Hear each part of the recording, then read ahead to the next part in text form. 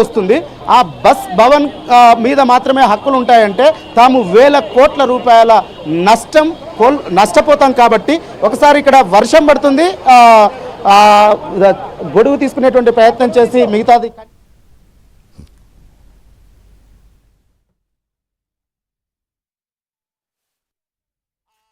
రాష్ట్రాల మధ్యన దీనిపైన వివాదము కొనసాగుతూ ఉంది. ప్రధానంగా ఈ కేవలం బస్ భవన్కు సంబంధించినటువంటి బస్ భవన్ మీద హక్కులే కాకుండా ఆనాడు ఇంకా ఆర్టీసీ హాస్పిటల్ నిర్మించింది, అదేవిధంగా మెకానిక్ షెడ్లను నిర్మించారు.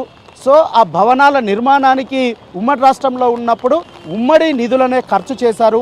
ఇప్పుడు వాటి విలువ కూడా వేల కోట్లకు పెరిగిపోయింది. కేవలం బస్ భవన్కు మాత్రమే తమకు హక్కులు ఉంటాయంటే వేల కోట్ల నష్టపోతాం. కాబట్టి సో ఖచ్చితంగా మిగతా భవనాలకు కూడా తమకు హక్కులు వాటా కల్పించాలి అనేటువంటిది ఏపీ వాదన. ఎందుకంటే కొత్త రాష్ట్రము, అక్కడ ఆదాయ వనరులు కూడా తక్కువగా ఉన్నాయి. ఇక్కడ ప్రధానమైనటువంటి ఆదాయ కేంద్రంగా హైదరాబాద్ ఉంది. కాబట్టి ఇలాంటి ఆస్తులన్నింటినీ కూడా తాము వదిలేసి వెళ్తే తమకు రాష్ట్ర అభివృద్ధికి కూడా కొంత ఆటంకం కలిగేటువంటి ఇబ్బందులు తలెత్తేటువంటి ప్రమాదం ఉంటుంది. కాబట్టి సో వీటిపైన కూడా హక్కులు కల్పించాలని చెప్పి ఎప్పటి నుంచో కోరుతూ ఉంది. సో మధ్య మార్గంగా అయితే తెలంగాణ మాత్రము కేవలము ఇక్కడ ఉన్నటువంటి అన్నింటిపైన తెలంగాణకే అధికారాలు ఉంటాయనేటువంటి వాదన చేస్తూ ఉంది. సో వీటిపైన ఈరోజు రెండు రాష్ట్రాల ముఖ్యమంత్రులు చర్చించబోతూ ఉన్నారు, మధ్య మార్గాన్ని కనుగొనబోతూ ఉన్నారు. సో మరి ఏపీ ముఖ్యమంత్రి ఏ మేరకు ఈ విషయంలో, తెలంగాణ ముఖ్యమంత్రి ఏ మేరకు సయోధ్యను కుదుర్చుకుంటారు, ఏ విధమైనటువంటి సయోధ్యను కుదుర్చుకుంటారు,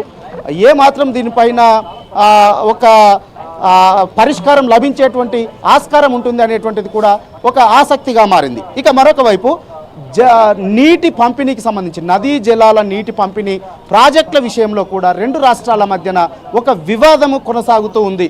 ఏపీకి సంబంధించినటువంటి ప్రాజెక్టులపైన తెలంగాణ అభ్యంతరాలను వ్యక్తం చేస్తూ ఉంది, తెలంగాణకు సంబంధించినటువంటి ప్రాజెక్టుల పైన ఏపీ కూడా అభ్యంతరాలను వ్యక్తం చేస్తూ ఉంది. సో వీటి విషయంలో కూడా గత 10 ఏళ్లుగా వివాదము రెండు రాష్ట్రాల మధ్యన కొనసాగుతూ ఉంది. ప్రధానంగా ఆంధ్రప్రదేశ్ రాష్ట్రము ఇటు రాయలసీమ జిల్లాలతో పాటుగా ప్రకాశము, నెల్లూరు జిల్లాలకు నీటి సరఫరా కోసం అని చెప్పి అక్కడ రాయలసీమ ఎత్తిపోతల పథకాన్ని నిర్మిస్తూ ఉంది. సో దీనిపైన తెలంగాణ ప్రభుత్వము అభ్యంతరాలని